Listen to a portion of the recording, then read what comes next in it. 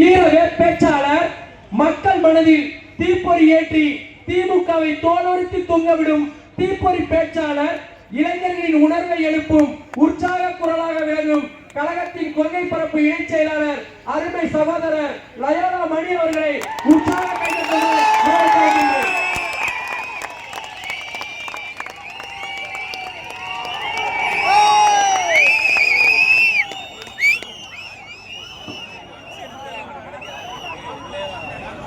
தம்பி வழி விடுங்க.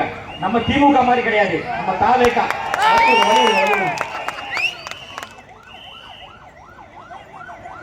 வழி விடுங்க. ஆம்புலன்ஸ் இந்த ஒரு வழிதான் இருக்கா? நம்ம சிறப்பு வழி ஏற்படுத்திருக்கோமா? நம்ம ஏற்படுத்திய வழிதான்ப்பா. கை தட்டுங்கப்பா தம்பி. நம்ம ரொம்ப பில்டப் எல்லாம் கொடுத்தாங்க. போற ஊருக்கெல்லாம் கேஸ் போடுறாங்க நம்ம மேல.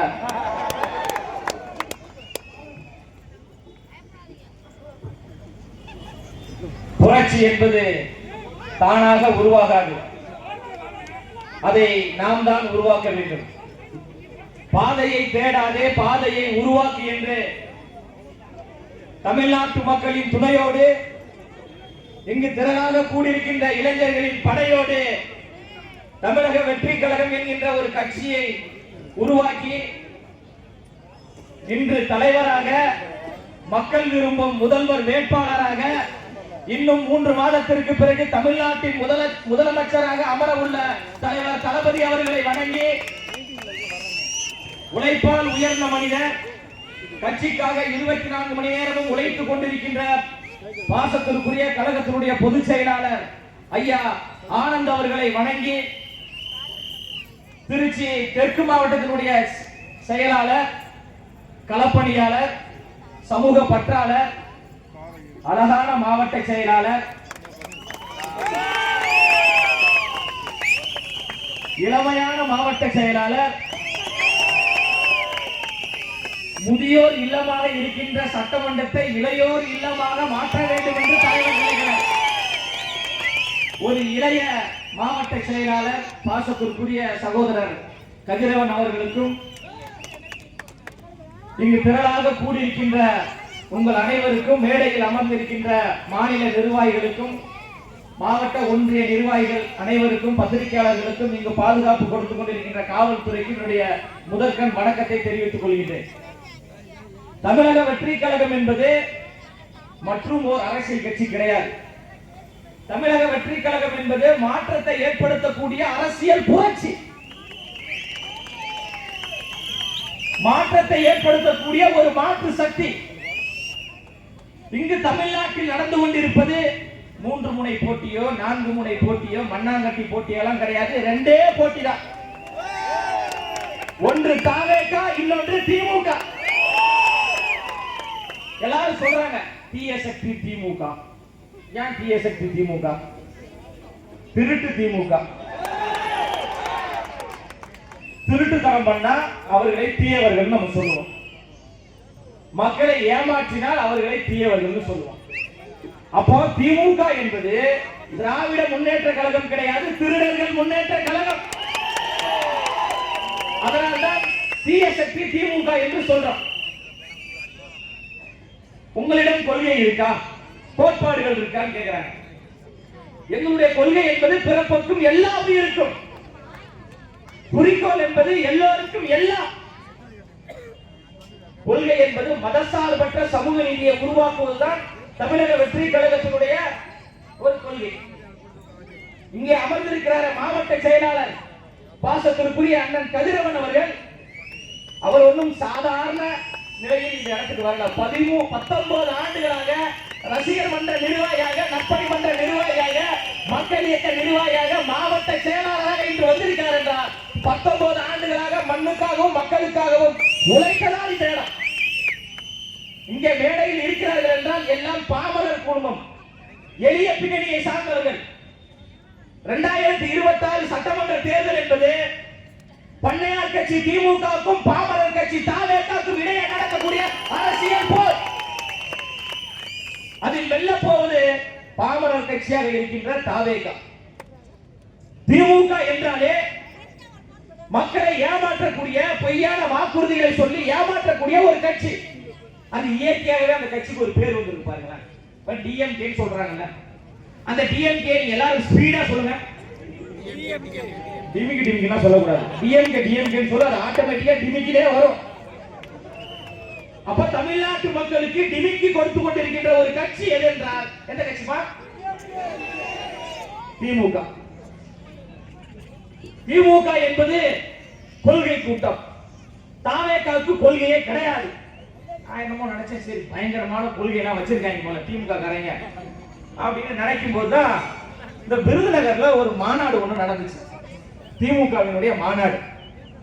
சரி எல்லாம் கொள்கை சார்ந்தவர்களா இருப்பான்னு பார்த்தா வாழத்தார புடிச்சு தொங்குறான், தொங்குறவனை புடிச்சு இன்னொருத்தன் தொங்குறான். ஒரு பக்கம் அது நடக்குது, இன்னொரு பக்கம் பார்த்தா கருப்பை களவாடிட்டு போறான்.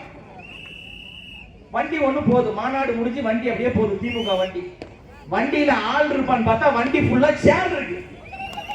ஏன் உண்மை, சிரிக்காதீங்க. அந்த சேரை வாடகை கூட்டவர் எவ்வளவு மன உளைச்சல் இருக்காரு தெரியுமா? பல்லாயிரக்கணக்கான சேரை காணவில்லை. இயல்பாகவே திமுக என்றாலே திருட்டு தானே. அதுக்கப்புறம் மாநாட்டு திடல்ல நடக்கணும் பார்த்தா பக்கத்துல இருக்கிற டாஸ்மார்க்ல சம கூட்டம். போதையில தள்ளாடிட்டு ஒருத்தர் போறாரு, பேண்ட் ஒரு பக்கம் கீழே இறங்குது, போதையில ஒருத்தர் தூக்கி மேல போட்டு நடந்து போறாப்புல, பக்கத்துல இருக்கிற சாக்கடையில விழுறாங்க. அப்ப இதுதான் திமுகவினுடைய கொள்கையா? தமிழக வெற்றி கழகம் என்பது கொள்கைக்கான கூட்டம், கோட்பாட்டிற்கான ஒரு கூட்டம் தான். அண்ணல் அம்பேத்கர் அவர்கள் சாதி தலைவர் என்று சொல்லிக் கொண்டிருந்த போது அண்ணல் அம்பேத்கர் அவர்கள் சாதிக்கான தலைவர் கிடையாது, உலகம் முழுவதும் சாதித்த தலைவர் என்று கொள்கை தலைவராக உயர்த்தி பிடித்த ஒரே கட்சி தமிழக வெற்றி கழகம். அஞ்சலை அம்மாள் என்கின்ற பெரும் போராட்ட தியாகி, அவங்க பேரன் கூட திமுக சட்டமன்ற உறுப்பினராக இருக்காரு. 1000 விளக்கு சட்டமன்ற உறுப்பினர் எழிலன் தான் அவருடைய பேரன். அந்த அஞ்சலை அம்மாள் அவர்களை தமிழ்நாட்டில் எத்தனை தாய்மார்களிடம், இளம் தலைமுறையிடம் இந்த திமுக கொண்டு போய் சேர்த்தது கிடையாது. அப்ப அஞ்சலை அம்மாள் என்கின்ற அந்த போராட்ட தியாகியை தமிழ்நாடு மட்டுமல்லாமல் உலக அரங்கில் கொண்டு போய் சேர்த்த ஒரே தலைவன் அண்ணன் விஜய் அவர்கள் தான். ஐயா காமராஜர் அவர்கள் நாடாருக்கான தலைவர் கிடையாது, இந்தியா என்கின்ற நாட்டை ஆண்ட நேர்மையான தலைவன், நமக்கான தலைவன் என்று காமராஜர் அவர்களை உயர்த்தி பிடித்த தலைவன் அண்ணன் விஜய் அவர்கள்.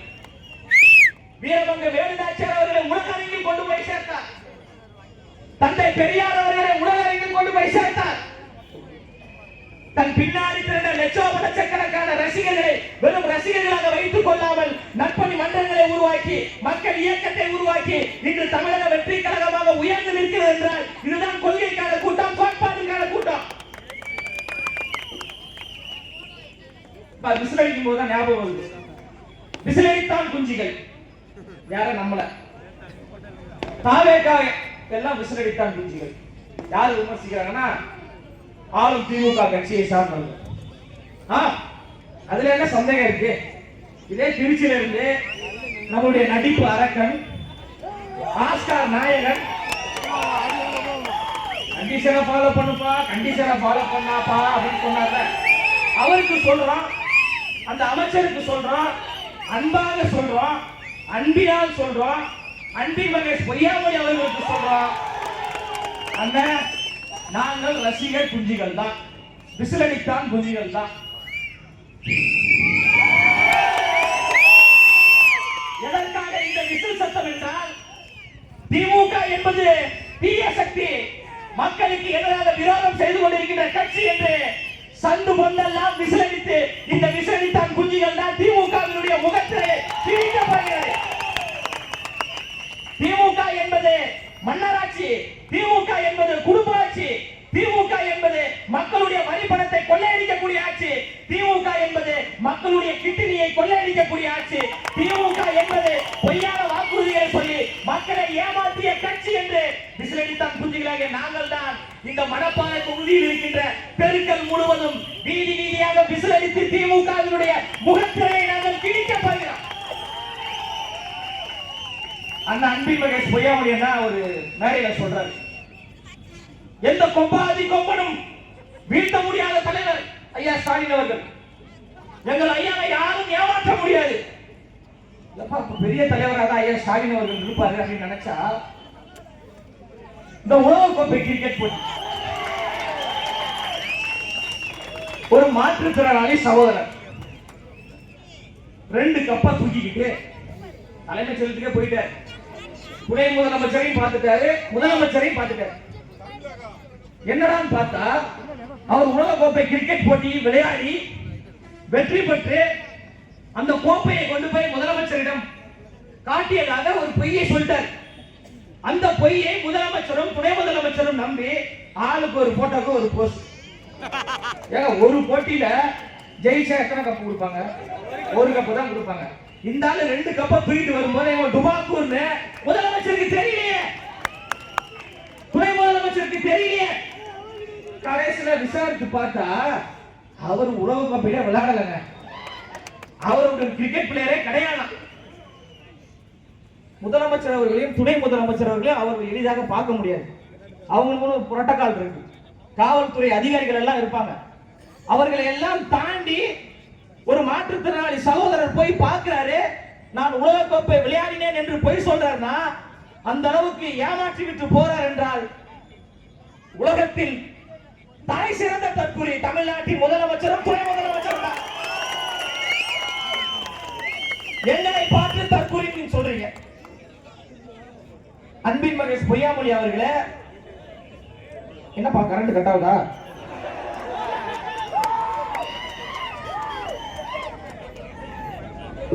ஜெனரேட்டர் போட்டிருக்கல, அதுல கூட நம்ம நேர்மையா இருக்கணும். திமுக போன்ற மின்சாரத்தை திருடக்கூடாது. நேர்மையின் கட்சி தாவேக தான். அண்ணன் அன்பின் மகேஷ் பொய்யாமொழி அவர்களே, கரூர் விவகாரத்தில் ஓடி போனீங்க. என்ன பெர்ஃபார்மன்ஸ்! ஐயா சிவாஜி கணேசன் தோத்துட்டாங்க. திருவள்ளூரில் ஒரு 7 வயது மதிக்கத்தக்க ஒரு மாணவன் மதிய சாப்பாடை ஒரு பள்ளி சிவர் அருகில் உட்கார்ந்து சாப்பிட்டுக் கொண்டிருக்கின்ற பொழுது அந்த சிவர் விழுந்து அந்த மாணவன் இறந்து போனாரே. ஆஸ்கார் நாயகன, நடிப்பு அரக்கன அன்பின் மகேஷ் பொய்யாமொழி அவர்களே, ஏன் நீங்கள் ஓடி செல்லவில்லை? தமிழ்நாட்டில் பல பகுதிகளில் அரசு பள்ளியினுடைய கட்டடங்கள் கீழே இடிந்து விழுகிறது. நெல்லையில கட்டடத்துடைய மின்விசிறி கீழே விழுந்து பள்ளி மாணவர்கள் காயமுறாங்க. அப்பதான் அன்பின் மகேஷ் பொய்யாமொழி அவர்கள் எங்கே சென்றார்? விஜய் அவர்கள் பின்னாடி இருப்பது ரசிகர் கூட்டம். அவர் ஒரு நடிகர். அன்பின் மகேஷ் பொய்யாமொழி அவர்கள் ரசிகர் மன்ற தலைவர். தெரியுமா தெரியாதா? யாரோட ரசிகர் மன்ற தலைவர் சொல்லுங்க? சுதந்திர போராட்ட தியாகி, செக்கெடுத்த செம்மல் யாரு? உதயநிதி ஸ்டாலின் அவர்கள். அவர் நடிகர் தாங்க. உண்மையில சிரிக்காதீங்க. 2 ஆண்டுகளுக்கு முன்பு நயன்தாராவோடு டான்ஸ் ஆடியவர் அவர். நான் தப்பாலாம் சொல்லல. என் மீது நீங்க வழக்கு போட்டாலும் பரவாயில்லை. வழக்கறிஞர் அணியுடைய மாவட்ட அமைப்பாளர் நம்ம பிரபு பாண்டி இருக்கிறார்.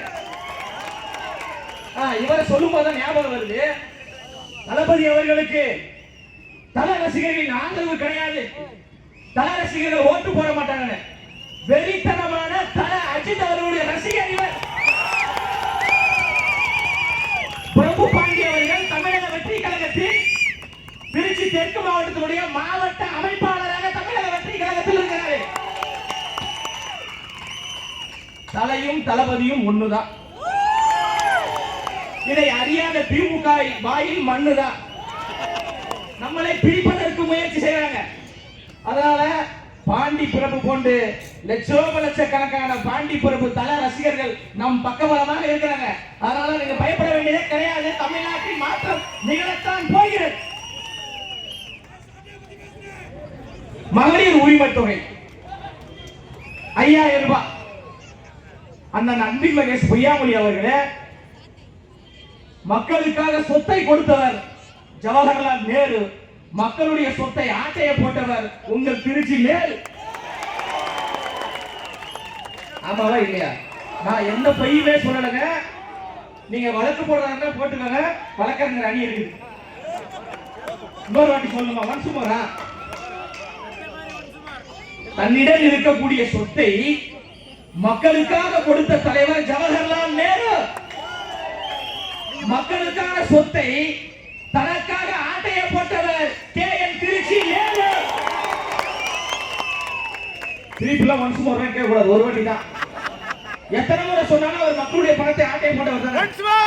3-4 வாட்டி திருப்பி சொன்னா KN நேரு அவர்கள் வந்து ஜவஹர்லால் நேரு மாறவா போறாரு? கொள்ளையடித்தவர்கள் தானே. யாருப்பா சாட்டையா? சாட்டை வந்து பழைய ஓட்டை. எங்கள் மாவட்ட செயலாளர் கதிரவன் அவர்களுடைய கால் மயிருக்கு சாட்டைகிறார். 19 ஆண்டுகள் மக்களுக்காக உழைத்த மாவட்ட செயலாளர். நீங்க அவரை போயிட்டு தளபதி கிட்ட யோசிக்கிறீங்க. அதாவது இந்த வாஷ் பேஷன் கேள்விப்பட்டீங்களா? வாஷ் பேஷன்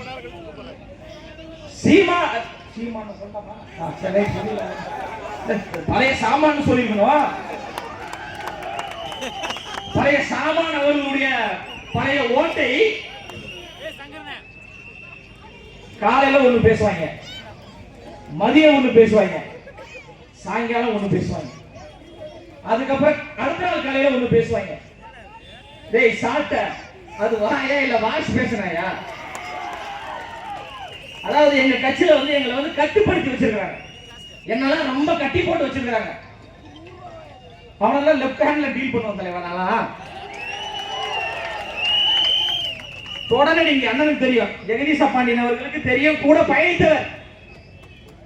10க்கு 10 ரூமில் உட்கார்ந்து கொண்டு வாய்க்கு வந்ததையெல்லாம் பேசுகிறார்.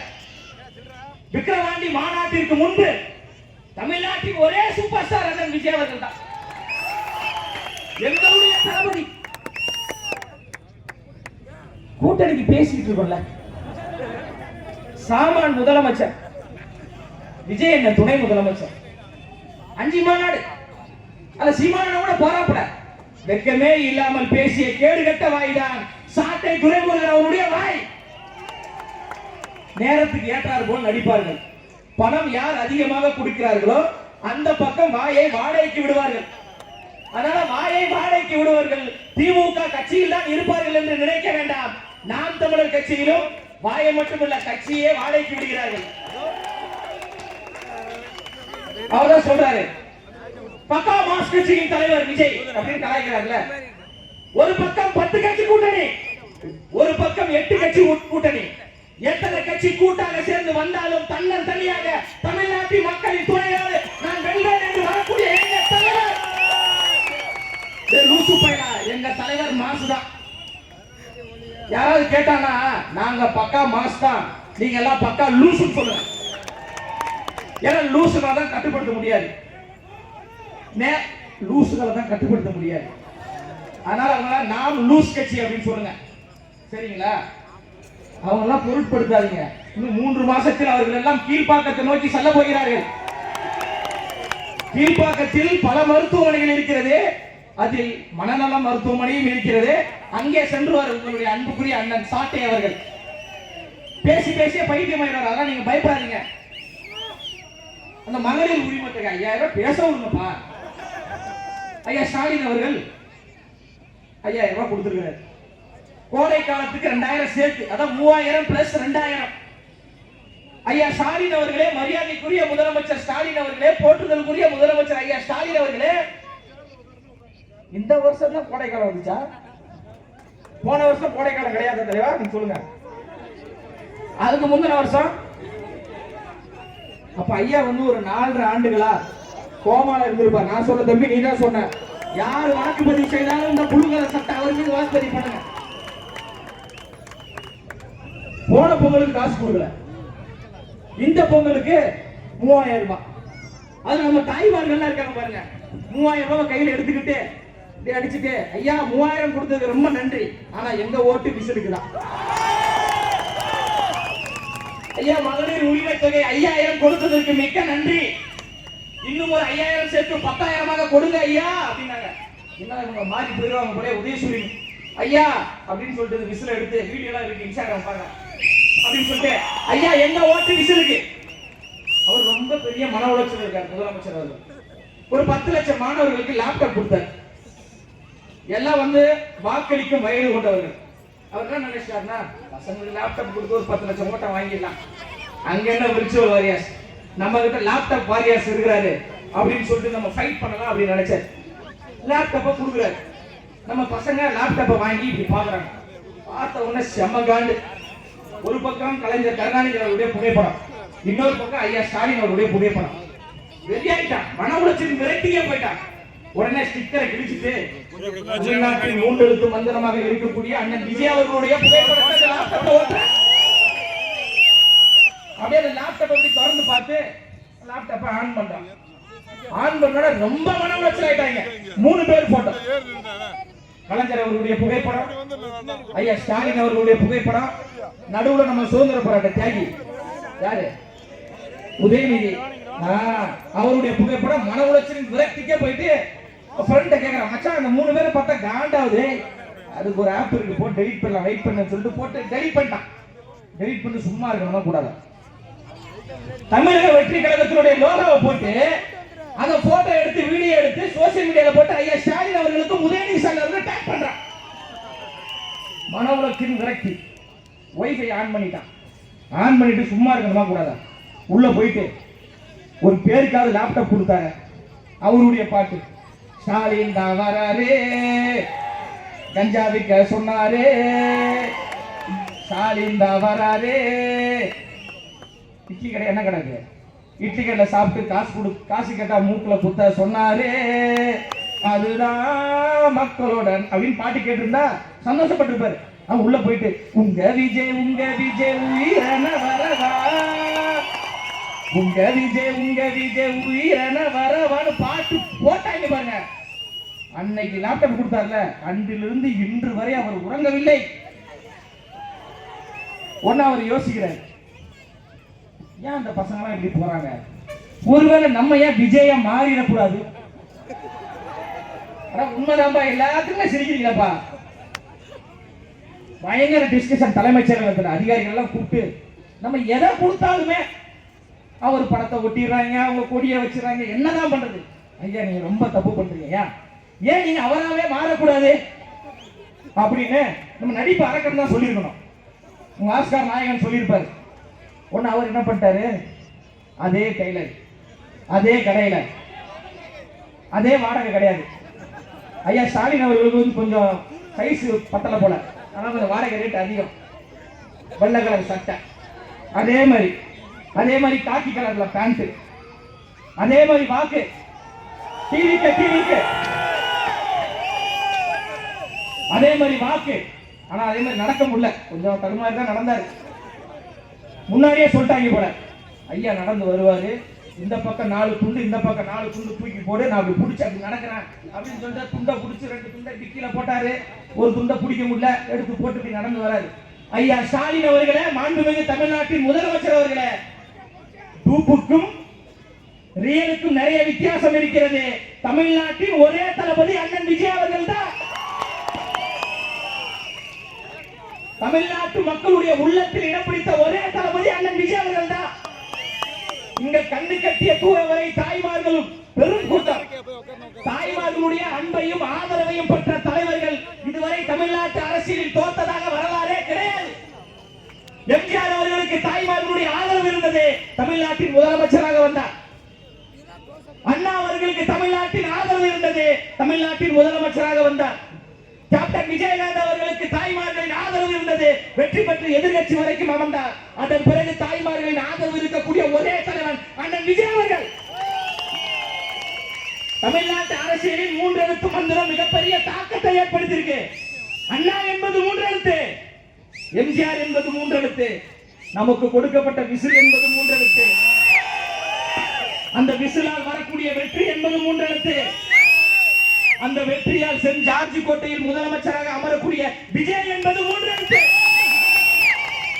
அந்த விஜயால் திமுகவுக்கு கிடைக்கக்கூடிய தோல்வி என்பது 3 எழுத்து. அதனால நம்ம சாதாரணமா நினைக்கிறாங்க, நாங்கள் சாதாரண கூட்டம் அல்ல, சரித்திரத்தை ஏற்படுத்தக்கூடிய கூட்டம் என்று 3 மாதத்திற்கு பிறகு நீங்கள் வாக்களித்து திமுகவை லெப்ட் ஹேண்டில் டீல் செய்யலாம். ஹோட்டலுக்கோ கோழி பிரியாணிக்கோ 1000 2000 காசுக்கு கூடக்கூடிய கூட்டம் கிடையாது. தீய சக்தி திமுகவை வீட்டிற்கு அனுப்பக்கூடிய கூட்டம் தான் இந்த கூட்டம். திமுக என்றால் திருடர்கள் முன்னேற்ற கழகம். அதே மாதிரி இன்னொன்னு இருக்கு, அவங்க பங்காளி இருக்கிறாங்கல்ல அதிமுக, அது அடிமை திமுக. பாஜகவுக்கு அடிமையாக இருக்கக்கூடிய திமுக. அமித்ஷா திமுக. அமித்ஷா திமுகவை வீழ்த்துவோம். அமித்ஷா வந்தாலே நம்ம வீழ்த்துவோம். பிஜேபியுடைய பி டீம் என்று நம்மள சொல்றாங்க.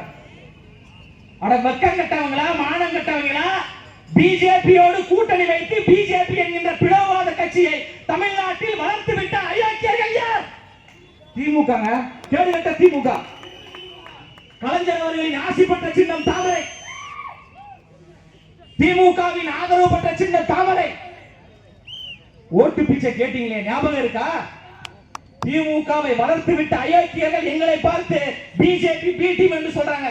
விக்கிரவாண்டி முதல் மாநாட்டிலேயே தலைவர் சொன்னார், அரசியல் எதிரி திமுக, கொள்கை எதிரி பிஜேபி என்று. தம்பி ஒன்னே ஒண்ணு சொல்றேன் கேளு, சொட்ட மண்டையில் கூட முடி மலருமே தவிர தமிழ்நாட்டில் தாமரை மலரே மலராது. பாசிசம் எந்த வடிவத்தில் வந்தாலும், மதவாதம் எந்த வடிவத்தில் வந்தாலும், பிளவுவாதம் எந்த வடிவத்தில் வந்தாலும் தமிழக வெற்றி கழகம் முன்பட களப்பணியாளராக நின்று எதிர்க்கக்கூடிய ஆற்றல் வாய்ந்தவர்கள் நாங்க. தந்தை பெரியாரையும் அண்ணல் அம்பேத்கர் அவர்களின் கொள்கை தலைவராக உயர்த்தி பிடிச்சிருக்கோம். அதான் எங்களை பார்த்து பிஜேபி பி டீம் சொல்றாங்க. நாங்கள் தமிழ்நாட்டு மக்களின் மெயின் டீம். இந்த கூட்டத்தை பரபரப்பா வந்துகிட்டு இருக்கும்போது ஒரு தம்பி உள்ள பூந்து கேட்கிறாப்ல, அண்ணன் ஜனநாயகம் எப்பனே வரும், ஜனநாயகம் எப்பனே வரும். 3 மாதத்திற்கு உள்ளாக ஜனநாயகம் வந்தால் தளபதி விஜய் நடித்த படம் என்று வரும். 3 மாதத்திற்கு பிறகு வந்தால்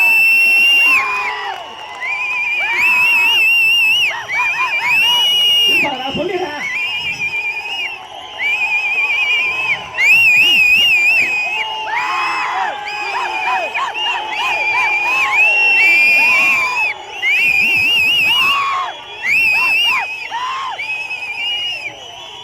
அந்த ஃபைனல் டச் நான் சொல்லிட்டா. 3 மாதத்திற்கு உள்ளாக படம் வந்தால் தளபதி விஜய் நடித்த படம் என்று வரும். 3 மாதத்திற்கு பிறகு வந்தால் தமிழ்நாட்டின் முதலமைச்சர் விஜய். உங்களுக்கு தளபதி விஜய் நடித்த படம் வரணுமா, இல்ல முதலமைச்சர் விஜய் நடித்த படம் என்று வர வேண்டும்? கண்டிப்பா அரக்கனுக்கு கேட்டிருக்கோம். நம்ம திருச்சி ஜவஹர்லால் நேரு யாரு, அவருக்கும் கேட்டிருக்கோம், எல்லாருக்கும் கேட்டிருக்கோம். உண்மையில் தமிழ்நாட்டின் முதலமைச்சராக அந்த படம் வரப்போகுது. நாம் எல்லோரும் பார்க்கத்தான் போறோம். அதே மாதிரி இந்த நயினார் நாகேந்திரன் ஒருத்தர் இருக்காப்ல, நல்லா நஞ்சி போன பாத்திரம் மாதிரி இருப்பாப்ல. ஒரு நடிகையோடு தொடர்பு படுத்தி தலைவர் அவர்களை கொச்சைப்படுத்தி பேசுறார். ஒரு தேசிய கட்சியினுடைய ஒரு மாநில தலைவர் பொதுவெளியில் பேசுகின்ற பொழுது அயோக்கியத்தனமாக பேசுவது மிக வன்மையாக கண்டிக்கக்கூடியது. எங்களுக்கும் பேச தெரியும். பிஜேபி என்றால் பாரதிய ஜனதா கட்சி கிடையாது, பிஜேபி என்பது பாலியல் ஜல்சா கட்சி என்று எங்களுக்கு பேச தெரியும். சும்மாலாம் பேசல. பாலியல் குற்றவாளிகள் அதிகமாக இருக்கக்கூடிய கட்சி பாஜக, ரவுடிகள் அதிகமாக இருக்கக்கூடிய கட்சி பாஜக. அதனால் தான் நாங்கள் பாலியல் ஜல்சா கட்சி என்று அதை சொல்றோம். அதனால் அண்ணன் நயினார் நாகேந்திரன் அவர்களே பேசுகின்ற பொழுது நாவடக்கத்தோடு பேச வேண்டும். எங்களுக்கும் எல்லை மீறி பேச தெரியும். அண்ணன் விஜய் அவர்களும் பொதுச் செயலாளர் அவர்களும் எங்களை அப்படி வழிநடத்தவில்லை. ஒழுக்கமானவர்களாக உண்மையை உறக்க பேச வேண்டும் என்று எங்களை வழிநடத்தியிருக்கிறார். நயினார் நாகேந்திரன் அவர் சொல்றாரு, நாய் சேர்க்கிறா யார் பாரு, எல்லை மீறி போறீங்க ரொம்ப. நயினார் நாகேந்திரன் அவர்கள் சொல்றாரு, நயினா சொல்றாப்ல, உங்க கட்சியில கவுன்சிலரே கிடையாது. அதுக்கு ஜெகதீஷ் பாண்டியன் அவர்கள் சொல்லிட்டாங்க. நேற்று நம்மளுடைய செயலாளர், அவரும் ஒரு அழகான மாவட்ட செயலாளர், அவரும் ஒரு இளமையான ஒரு மாவட்ட செயலாளர், முதியோர் இல்லமாக இருக்கின்ற சட்டமன்றத்தை இளையோர் இல்லமாக மாற்ற வேண்டும் என்று நினைக்கக்கூடியவர் தலைவர் வருகேஷ் அவர்கள் ஒரு மாமன்ற உறுப்பினர். அண்ணன் நயினார் நாகேந்திர அவர்கள் கோமல இருக்கீங்களா? ஒண்ணு வேணாங்க ஐயா, நீங்க எங்க தளபதி எல்லாம் பத்தி பேச வேணாம். எங்களுடைய மாவட்ட செயலாளர் கதிரவன் அவர்களை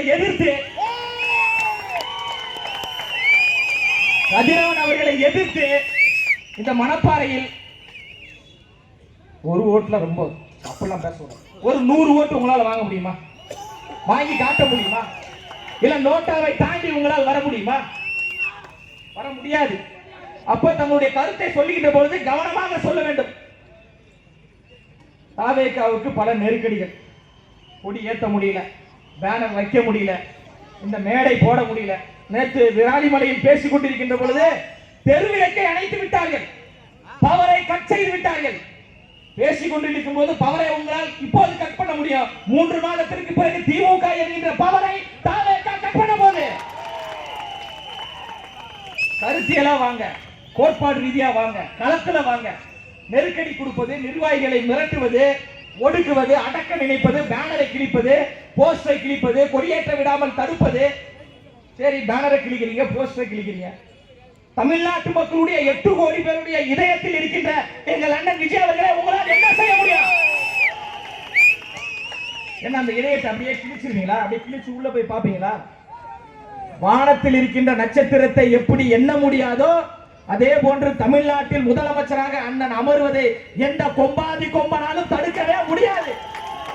அந்த முதலமைச்சர் சீட்டு என்பது அண்ணன் விஜய் அவர்களுக்காக காத்து கொண்டிருக்கிறது. அண்ணன் விஜய் அவர்களுக்கு ஓட்டு போடுவதற்காக தமிழ்நாட்டு மக்களும் காத்து கொண்டிருக்கிறார்கள். அதனால் களத்தில் எதிர்கொள்வதற்கு நாம் தயாராக இருக்கலாம். அதனால யாரும் நீங்க பயப்படவே வேணாம். என்னதான் நடக்கும் நடக்கட்டுமே, இருட்டினில் நீதி மறையட்டுமே, தன்னாலே வெளிவரும் தயங்காதே, தலைவன் இருக்கிறான் மயங்காதே, நெஞ்சம் உண்டு நேர்மை உண்டு ஓடு ராஜா, நேரம் வரும் காத்திருந்து பாரு ராஜா. அதான் 3 மாசத்தில் நமக்கான நேரம் வரப்போகிறது. எப்பவுமே நம்ம பாடுற பாட்டு, அந்த பாட்டோட முடிச்சிடறோம். அப்ப 2 பேர் பேச வேண்டியது. கொள்கை கூட்டம் திமுக, திருக்குறள் ஆக அருமை. உயர்கல்வித்துறை அமைச்சர் கோவி செழியன் அவர்கள் ஒரு பொது நிகழ்ச்சியில திருக்குறள் சொல்றார். அகழ்வாரை தாங்கும் நிலம் போல தம்மை இகழ்வார் பொறுத்தல் தலை. அழகா சொன்ன. கற்க கசடர கற்பவை கற்ற பின் நிற்க அதற்கு தக. 2 பொருள் கரெக்டா சொல்றேன்னா, அவர் சாதாரண நிர்வாகி, அவர் உயர்கல்வித்துறை அமைச்சர். ஆளும் திமுக கொள்கை குன்று, கோட்பாடு குன்று, திருட்டு குன்று, அயோக்கிய குன்று கட்சி. அவர் சொல்றாரு கற்க கசடர கசடர கசடர கசடரன்னு அந்த குரலையே கசக்கி எடுத்துறாங்க. அகழ்வாரை தாங்கும் நிலம் போல, ஆழ்வார் போல, அவரு போல, இவரு போலன்னு அந்த திருக்குறளை கொல்லுட்டார். திருவள்ளுவர் அவர்கள் உயிரோடு இருந்திருந்தார் மன உளைச்சல் ஒரு முறை இறந்திருப்பார். இவர்கள் கொள்கைவாதிகளாம். உதயநிதி ஸ்டாலின் அவருடைய பிறந்தநாள் நிகழ்ச்சி பாட்டு தெரியுமா? பிறந்தநாள் நிகழ்ச்சி இந்த மாதிரி மேடையில் ஆடுறாங்க. கருப்பை ரொம்ப குசும்புகாரன், ஏற்கனவே கருப்பை குசும்புகாரன் எல்லாருக்கும் தெரியும். அந்த கருப்பு அமைச்சர் உட்கார்ந்து இருக்கிறாரு. பாட்டில் சரக்கு ஒண்ணு குடிக்கவா, குடிச்சு தண்ணி மேல தள்ளாடாம நடக்கவா, குளிக்க தொட்டி ஒண்ணு கட்டவா, கட்டி ரம்மு ஜிம்மு அதில் ஊத்தவா, சாஞ்சிக்கலாமா சாஞ்சிக்கலாமா, சந்தோஷமா தான் சாஞ்சிக்கலாமா, குலுக்கி வச்ச கொக்கா கோலா போல சாயங்காலம் வேலை பொங்கி வந்தாலே போயாச்சு. அமைச்சர் பார்த்து பார்த்து அம்மா தெரியல, கொஞ்சம் முன்னாடி வந்து ஆடணும். கேத்ரின், இது கொள்கையா? இது கொள்கையா? குலுக்கி வச்ச கொக்கா கோலா. இந்த தெருல எப்படி ஒரு திமுக கட்சியை சார்ந்த அண்ணன் இருப்பார், சகோதரர் இருப்பார். நாளைக்கு காலையில் எங்கள் மாவட்ட செயலாளரிடம் ஒரு A4 சீட்ல எழுதி கொடுங்க, குலுக்கி வச்ச கொக்கா கோலா. இது உதயநிதி ஸ்டாலின் கொள்கை, ஸ்டாலின் அவர்களுடைய கோட்பாடு, திராவிட கோட்பாடு, ரம்மு ஜிம்மு திமுகவின் கோட்பாடு. நீங்கள் எங்களை பார்த்து கொள்கை இல்லாத கூட்டம் சொல்றீங்களா?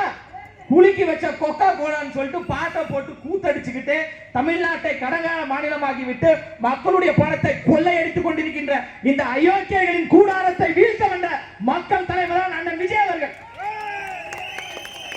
பேசுவோம் சமூக நீதினா என்ன, சமத்துவம்னா என்ன, ஜனநாயகம்னா என்ன. மாநில சுயாட்சினா என்ன, இருமொழி கொள்கைனா என்ன, தந்தை பெரியார்னா யாரு, அண்ணல் அம்பேத்கர்னா யாரு, தமிழ்நாட்டிற்கு தமிழ்நாடு என்று ஏன் பெயர் வந்தது, இந்த மொழிக்காக உயிரிழந்தவர்கள் யார் என்று பேசுவதற்கு நாங்கள் தயாராக இருக்கோம். எங்களோடு பேசி உங்களால் வெல்ல முடியுமா?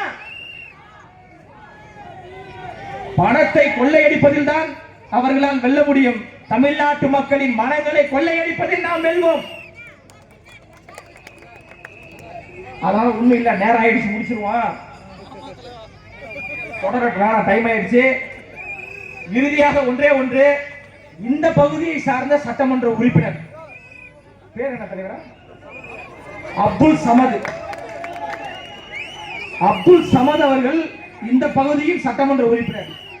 இந்த மண்ணுக்கும் மக்களுக்கும் சம்பந்தம் இல்லாத ஒரு நபர் சென்னையிலிருந்து வந்திருக்கிறார்.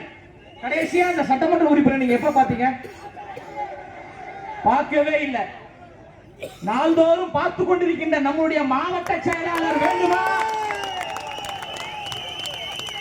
ஏதோ ஒரு மூலையில் உதயநிதி ஸ்டாலினுக்கும் ஸ்டாலின் அவர்களுக்கும் துதிபாடி கொண்டிருக்கின்ற அந்த சமது வேணுமா என்று நீங்கள் முடிவு செய்யணும். 5 வருஷத்துக்கு முன்னாடி பார்த்தது, அதன் பிறகு நம்ம இன்னும் பார்க்கவே இல்லை. அந்த பார்க்காதவரை தயவு செய்து வீட்டுக்கு அனுப்புங்க. பார்த்து கொண்டிருக்கின்ற கதிரவன் அவர்களை கோட்டைக்கு அனுப்புங்கள், அனுப்புங்கள் நம்ம சொல்றோம். ஆட்சியிலும் அதிகாரத்திலும் பங்கு தருவதற்கு திமுகவிற்கு துணிச்சல் இருக்கா? அந்த திருமாவர்களுடைய உழைப்பு இல்லாமல், கம்யூனிஸ்ட் கட்சிகளுடைய உழைப்பு இல்லாமல், காங்கிரஸ் கட்சியினுடைய உழைப்பு இல்லாமல், திமுக கூட்டணி கட்சிகளுடைய உழைப்பு இல்லாமல் திமுக ஆட்சிக்கு வந்துருச்சா? அப்ப ஆட்சியிலும் அதிகாரத்திலும் திமுக மட்டும் தான் இருக்கும் என்றால் அது சமூக நீதி கிடையாது, சமூக அநீதி. தமிழ்நாட்டில் ஆட்சியிலும் அதிகாரத்திலும் பங்கு தருவேன், அதுதான் உண்மையான சமூக நீதி என்பதை தமிழ்நாட்டில் நிலைநிறுத்தக்கூடிய ஒரே தலைவராக அண்ணன் விஜய் அவர்கள் இருக்கிறாங்க. மிக பிரம்மாண்ட ஒரு கூட்டணியை தலைவர் அவர்கள் உருவாக்கி விட்டார்.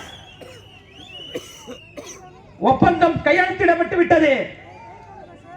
அந்த கூட்டணி மக்களோடு கூட்டணி, தமிழ்நாடு மக்களோடு கூட்டணி வைத்திருக்கிறார். அந்த மக்கள் நம்மளை கைவிட மாட்டார்கள், நாமும் அந்த மக்களை கைவிட மாட்டோம். எனவே உறவுகளே, அன்பு சொந்தங்களே, உங்களுடைய பொன்னான வாக்கை விசிறு சின்னத்திற்கு வாக்களித்து தீய சக்தி திமுகவினுடைய செவிலில் ஊதி நம் சத்தத்தால் விழிபிதுங்கி ஓட வேண்டும். அந்த குப்பை சொல்லிட்டேன், நான் உங்கள்கிட்ட குப்பை சொல்லல, முடிச்சிரும், கடைசியா முடிச்சிரும். தெம்பு இருந்தா, திராணி இருந்தா, துணிச்சல் இருந்தா, தைரியம் இருந்தா,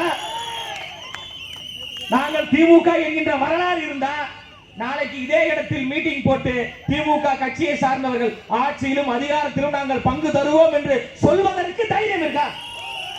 நான் சொல்றேன், தளபதியின் தம்பியாக, தாவேகாவின் கொள்கை பரப்பு இணை செயலாளராக நாங்க சொல்றோம், ஆட்சியிலும் அதிகாரத்திலும் நாங்கள் பங்கு தருவோம்.